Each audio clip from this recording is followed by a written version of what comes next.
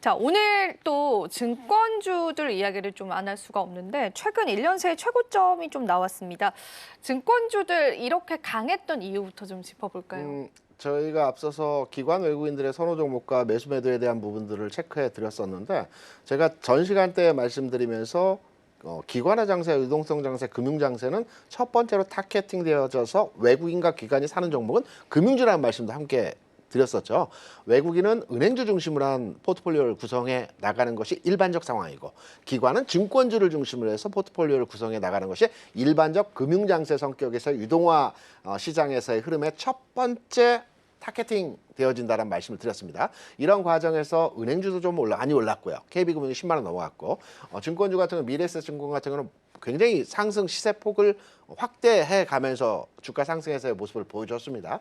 증권주에 대해서는 이제 주가가 어느 정도 상승했기 때문에 이제 시장에서 관심도가 확대되고 있습니다. 사볼까? 좋은 얘기들 굉장히 많은데 좋은 얘기는 뉴스에도 많이 나온 내용처럼 최근에 이제 해외 거래에 대한 주식 수수료가 늘어나고 있고요. 그리고 두 번째로는 증권 회사가 운용하는 최대 상품이라고 하는 채권 운용에 대한 수수료 수익과 또 보유한 채권에 대한 평가 차익이 증가하면서 증권 회사들의 이익치가 극대화된다는 뉴스를 많이 보셨을 겁니다.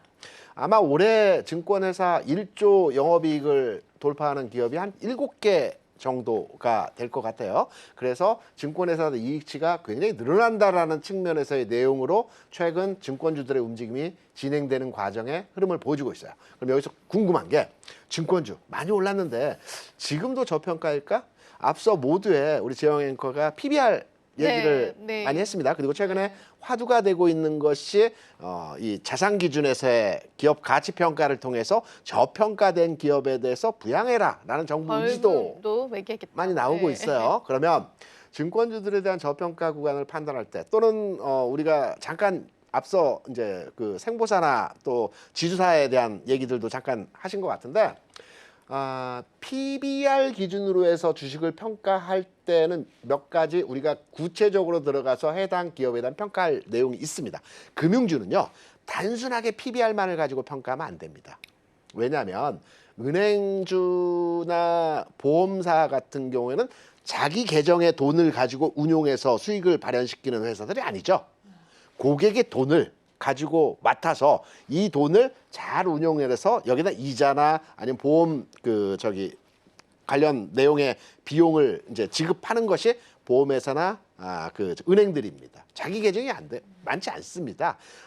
반면에 삼성전자 같은 경우는 자기 계정의 돈을 가지고 설비 투자를 해서 여기 생산되는 제품을 가지고 돈을 버는 회사들이죠. 그러면 증권주로 다시 넘어와서 그래서 금융주 내에서 은행주, 보험주, 증권주가 있는데 증권주는 자기 계정의 돈으로 운용을 합니다. 예를 들어서 은행주 내에서 KB금융이 가장 큰 회사이죠. 이 회사의 자본금이 대략 얼마 정도 될 것 같습니까? 2조입니다. 그러면 증권주 내에서 가장 큰 회사라고 우리가 판단하는 미래에셋증권 같은 자본금이 얼마일 것 같습니까? 10조입니다. 10조. 그러니까 은행주와 증권주는 자본금 구조 측면에서 사이즈가 다릅니다. 너무 다르네요. 그렇죠. 네. 우린 KB금융이 월등하게 자본금이 클 것 같다라고 생각을 하지만 그게 아닙니다.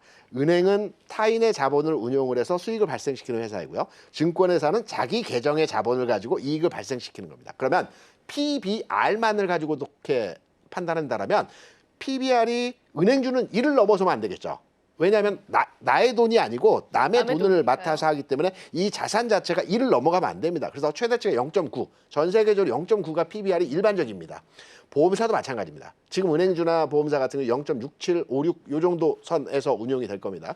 그런데 증권주는 좀 다르죠. 증권주는 ROE를 계산해서 자기 자본 이익률을 가지고 평가를 해야 됩니다. 그러면 어제 특이한 일이 있었어요. 증권주 내에서 어제 고점에서 증권주들 다소 밀렸어요. 올라가다 밀렸습니다. 그런데 기관 투자자가 앞서 증권주에 대해 계속 긍정적인 시그널을 보이면서 매수를 했다라고 했었죠. 근데 기관 투자자의 동향에서 보게 되면 미래에셋증권은 기관이 어제 한 70만 주 매도를 했어요. 반면 삼성증권은 기관 투자자들이 어제 한 13만 주, 꽤 규모가 되는 부분으로 매수를 했어요. 왜 동일하게 최근에 연속 순매수를 보여주다가 어제 특이하게 어떤 종목은 그렇네요. 매도라고 네. 어떤 종목은 매수를 했을까요? 이게 이제 가치평가 기준에서의 기관이 판단하는 기준점입니다. 이제 구체적으로 들어가면 좀 복잡하기 때문에 시간이 됐을 때 ROE와 PBR을 놓고 이 회사의 적정 주가가 현재 가치 기준에서 적정한지 고평가돼 있는지 저평가돼 있는지 한번 계산해 어렵지 않습니다. 계산하는 거는 굉장히 쉽습니다.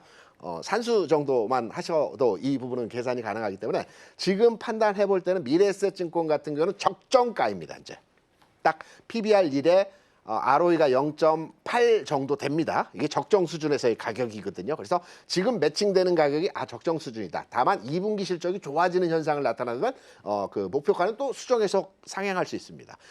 여기에 삼성증권은 PBR이 0.8 요 정도 될 겁니다. 대신에 ROE는 12%가 됩니다. 그래서 삼성증권 같은 경우는 지금 가격 대비해서 한 8만 원까지 올라갈 수 있는 여지의 가치평가 기준이 나타나는 겁니다. 그래서 기관이 사는 겁니다. 그래서 증권주 관심 있고 더 갈 수 있고 많은 재료 가치를 보유하고 있다는 측면에서 우리가 우호적이고 긍정적으로 바라보는데 이제 어떤 종목을 살지를 판단해서 접근해야 될 겁니다. 삼성전자, 하이닉스도 똑같습니다. 네. 우리가 단순하게 수급 요인과 재료 가치 보유 측면에서의 종목 접근만으로 해석을 많이 하시는데요. 조금만 더 들어가시면 우리가 기관들이 보는 우리가 레포트 보면 뭐 TP 그러니까 그 탑프라이스 그러니까 목표 가격을 얼마 기관들 얼마 이렇게 제시를 하지 않습니까? 이게 이제 단순하게 느낌의 생각에 감각적으로 나오는 계산이 아니고요. 이런 부분들을 착오해서 이제 그 목표 가격을 제시하는데 우리 일반 투자자, 개인 투자자도 얼마든지 어렵지 않은 부분이기 때문에 이 부분들 체크하셔서 증권주 저는 개인적으로 증권주가 더 간다고 봅니다. 왜냐하면 굉장히 좋습니다. 왜냐하면 기존의 PF 관련 우려도 이제 충당금과 해소되는 과정을 거쳤고요.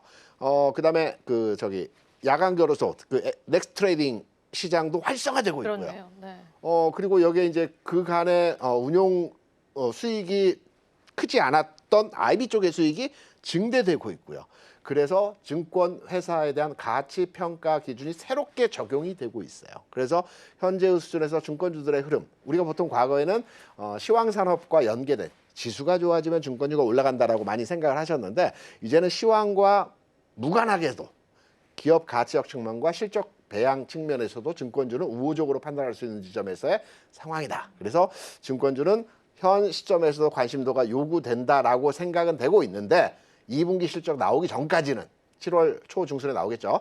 이 전까지는 종목 간의 흐름이 일정 구간 상승해서 적정 주가로 올라 있는 종목이 있고 아직 더 가야 될 종목이 있고 이 부분을